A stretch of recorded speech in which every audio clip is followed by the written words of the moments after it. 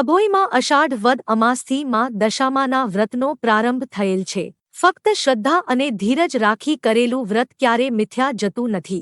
તેનું ફળ નાના મોટા સ્વરૂપે અવશ્ય મળે છે। માં દશામાના વ્રત પાછળ શ્રદ્ધાળુઓ ભક્તોની શ્રદ્ધા કહી રહી છે કે આ વ્રત અપાર સુખ આપનાર છે।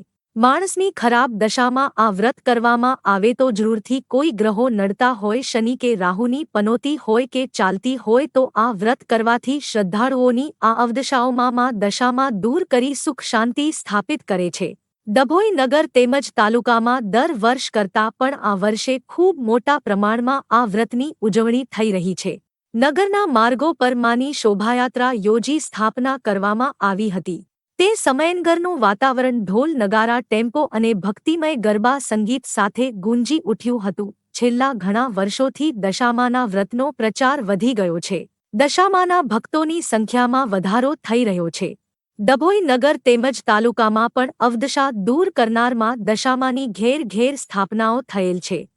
આદિ વ્યાધિ અને ઉપાધિ ઘરમાંથી દૂર થાય અને સુખ શાંતિની સ્થાપના થાય તેવી ગોઠવ અપાર આસ્થા અને શ્રદ્ધા સાથે માં ટેમ્પો દશામાં વ્રતનો દબદબાભેર પ્રારંભ થયો હતો। ડભોઈ શિનોર ચોકડીથી પોતા બાયપાસ રોડ પર નાંદોદી ભાગોળ દિવાન પાસે દશાહૃતમાં દશામાનું ટેમ્પો મંદિર આવેલ છે, જેને ધજા પતાકા કે ઘાસ અને લાઇટ ડેકોરેશન વડે સુંદર દોરીત સમજાવવામાં આવેલ છે। ભક્તો દર્શનાર્થે ઉમટી પડે છે। મહાઆરતી 500 સમયે દૂર દૂરથી શ્રદ્ધાળુઓ આવે છે। અત્રે દર્ભાવતી નગરી નાદોદી ભાગોળ પાસે પિતરાઈ તળાવ આવેલું છે।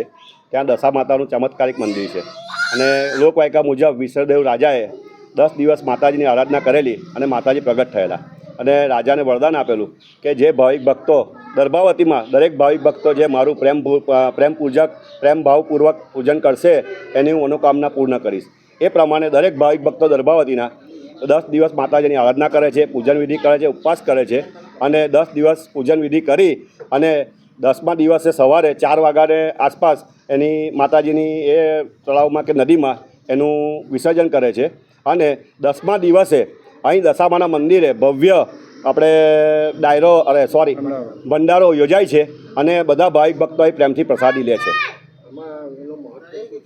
મહત્વ એવું છે કે ખરેખર જે ભાવિક ભક્તો 10 દિવસ શ્રદ્ધાપૂર્વક માતાજીની જે પૂજા વિધિ કરે છે અને ઉપવાસ કરે છે તો માતાજી એના અવશ્ય પરચા આપે છે અને એની બધી મનોકામના પૂર્ણ ભક્તોની થાય છે।